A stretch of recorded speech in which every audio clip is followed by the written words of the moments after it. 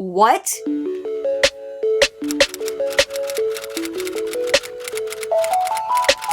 Hey guys, welcome back to Becca Believes, where we talk about all things related to eating disorder recovery and chronic illness, and I'm still taking you along on my own journey to recover from this blindsided relapse that happened last year, and just kind of filling you in on what's going on along the way, because I figure if I'm in this process and I need to hear some of this stuff or learn some of these things, maybe you could use it too. Now, I am 100% a millennial, and I say that because I am the Harry Potter generation. Harry Potter is ageless, meaning people of all ages love it and can love it and are huge fans. However, I feel like millennials in general, that kind of rhymed, millennials in general. Okay, I gotta write a rap with that now. Anyway, we kind of grew up with the series as the books were being released, as the movies were being released, and it's rare that I find another millennial who is not absolutely enamored with the series. Honestly, the series has been such a source of healing for so many people. It's an escape, it's a good message essentially of the triumph of good over evil, and it's just a great engaging story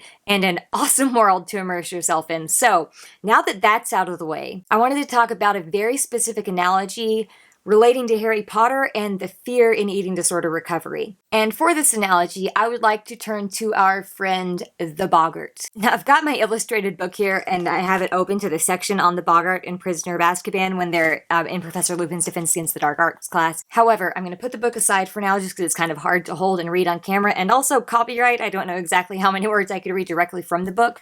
But I do want to read directly from wizardingworld.com about what a Boggart is, and then we'll talk about how it applies to recovery. So a Boggart is a shape-shifting creature that will assume the form of whatever most frightens the person who encounters it. Nobody knows what a Boggart looks like if nobody is there to see it, although it continues to exist, usually giving evidence of its presence by rattling, shaking, or scratching the object in which it's hiding. Boggarts particularly like confined spaces, but may also be found lurking in woods and around shadowy corners. The more generally fearful a person is, the more susceptible they will be to Boggarts. And it says, Muggles too feel their presence and may even glimpse them, although they seem less capable of seeing them plainly and are usually easily convinced and can write off the Boggart as a figment of their imagination. Like a poltergeist, a Boggart is not and never has been truly alive. It is one of the strange non-beings that populate the magical world, for which there is no actual equivalent in the Muggle realm. Boggarts can be made to disappear, but more Boggarts will inevitably arise to take their place. Like poltergeists and the more sinister dementors, Boggarts seem to be generated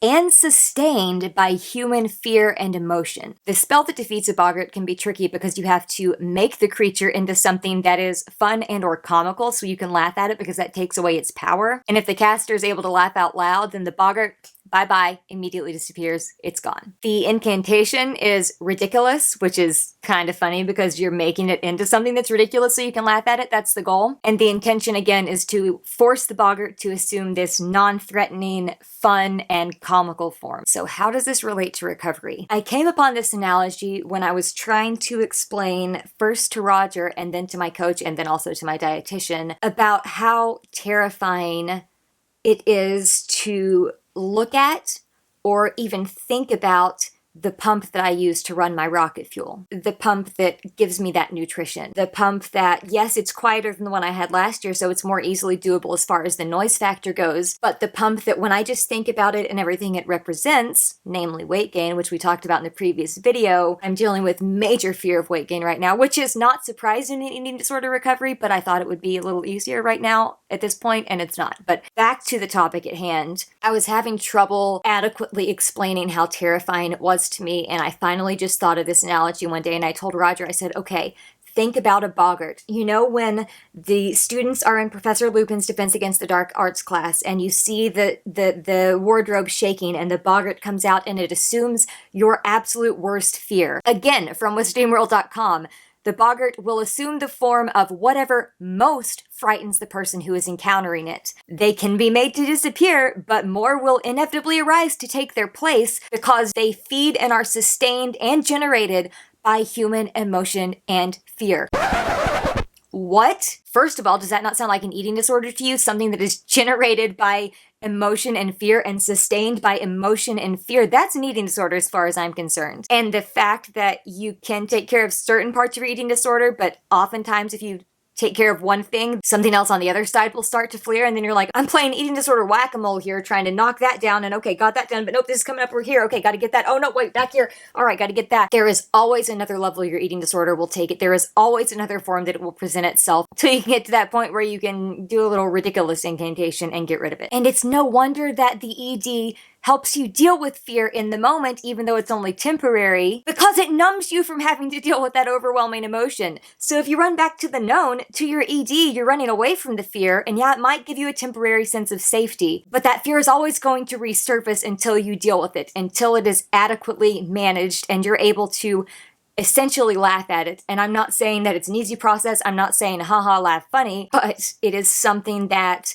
the more you take actions, the more the ED loses its power. And the more you take those actions, the more you prove to yourself, hey, I can do this. So all these emotions and this fear that is continually sustaining this Boggart of my recovery, whatever that is for you, the more you face it, the more you can get to a place where you're essentially giving it a ridiculous incantation and then saying, okay, bye, see you later, or hopefully never. But back to the analogy. I was telling them, I said, listen, this pump is my Boggart. When I even think about it, and actually the pump is right across the room in a drawer, and I feel like my mind can see that drawer like going in and out, shaking like the wardrobe with the Boggart did in the movie, and I mean in the book too. I feel like I can look over there and visualize my drawer just shaking back and forth because the pump is in there, and it is by far the most paralyzingly terrifying thing to me right now. However, chronic illness complicates recovery so much. Because what I was saying to my dietitian and my coach, I'm like, okay, there has to be a way to do this recovery thing where I'm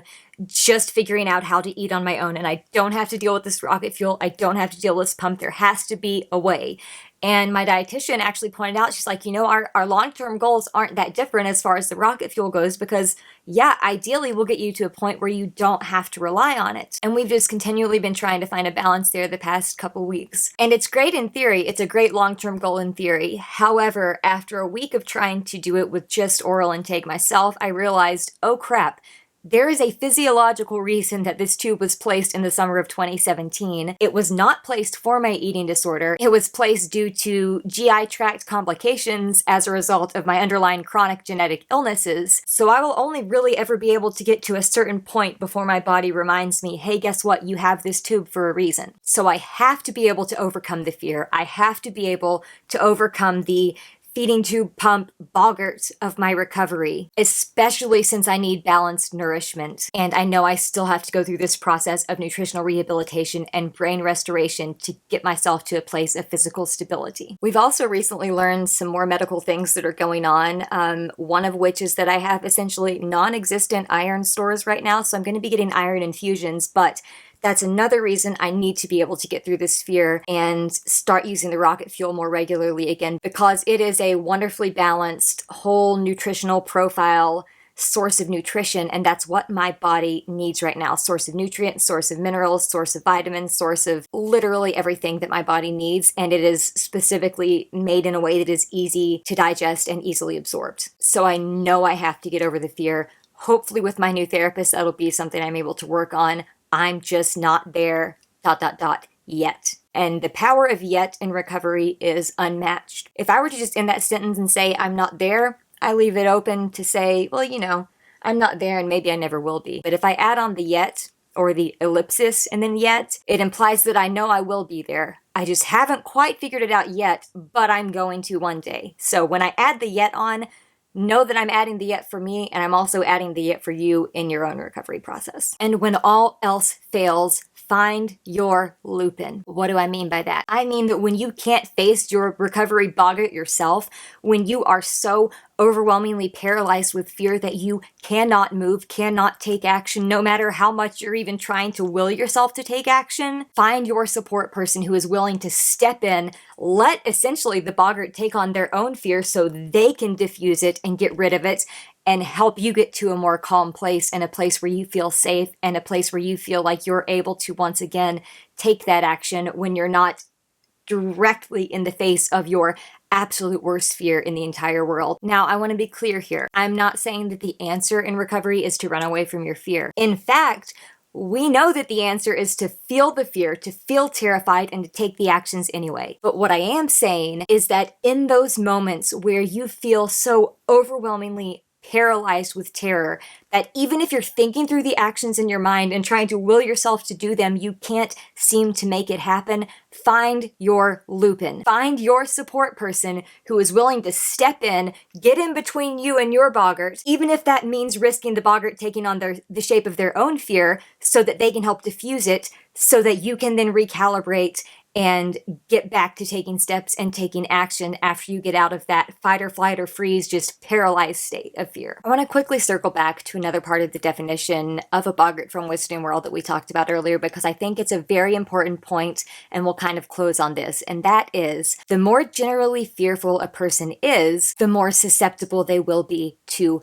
Boggarts. Now, we've discussed how certain aspects of recovery can feel like Boggarts, meaning like for me, one of those is looking at the pump or the pump itself and everything it represents, weight gain, all of that. Those are very fearful things. However, your eating disorder itself can also, and I would venture to say is very much in many ways, a Boggart, because you are much more susceptible to its lies, much more susceptible to its deception when you are completely stuck in this cycle of fear. Because when you are fearful, what do you want to do? Run to what you know. Even if what you know has not worked out for you so well, you still think that it's better than what's unknown. At least I know that's something that I've realized lately, and it's something that I'm actively trying to work to change, because I don't want to keep running back to my ED, even though right now in the moment it feels comfortable and known, because ultimately I want to be able to defeat the Boggarts. Ultimately, I want to be able to channel the fun. Ultimately, I want to be able to take something that is absolutely and utterly terrifying to me, paralyzingly so, and literally be able to laugh it off, because eventually it will lose its power over me so much that it will seem ridiculous that it ever had that power over me, because it is not being continually fueled by my fear, and instead I'm able to move past it and defeat it and go live my life of fun, of joy, of laughter. That is the ultimate goal. It's still a long ways off, but it's the goal. And it is possible. And I think sometimes just the power of putting it into a literary analogy can kind of help us address things that maybe we wouldn't have necessarily thought of in that way before. So whatever Boggarts you're facing in recovery, know that you can overcome them, and know that you can lean on others in those moments when you don't feel like you can overcome them. And remember, like Dumbledore said, happiness can be found even in the darkest of times if one only remembers to turn on a light. Maybe that light is asking your support person to come and help you defeat whatever Boggart you're facing at any given time, because you just need that extra support. That's okay, because leaning on others is also part of the recovery process, and eventually you will be able to ridiculous that Boggart yourself. Until that day comes, know that 1, you're not alone. 2, Boggarts are terrifying and your fear is very real. 3, it also can be beaten. And 4, there is so much power in comedy and fun and joy and laughter to overcome the darkness. And that's the message I want you to take home today. Even in the darkest of times, if you remember to turn on the light, if you can channel laughter, if you can channel joy, if you can channel fun, if you can channel something comical, life and recovery can be so much less daunting. Doesn't mean it's easy, but it can be less daunting. Thanks for tuning in today, guys. I can't wait to talk to you about the next analogy that we're going to be using. It has a little bit to do with Harry Potter and also a little bit to do with Disney, and I'm going to leave that spoiler right there, but keep an eye on the channel, because now that we're going in this analogy route, I have a feeling they're going to come up quite a bit. See you guys in the next one.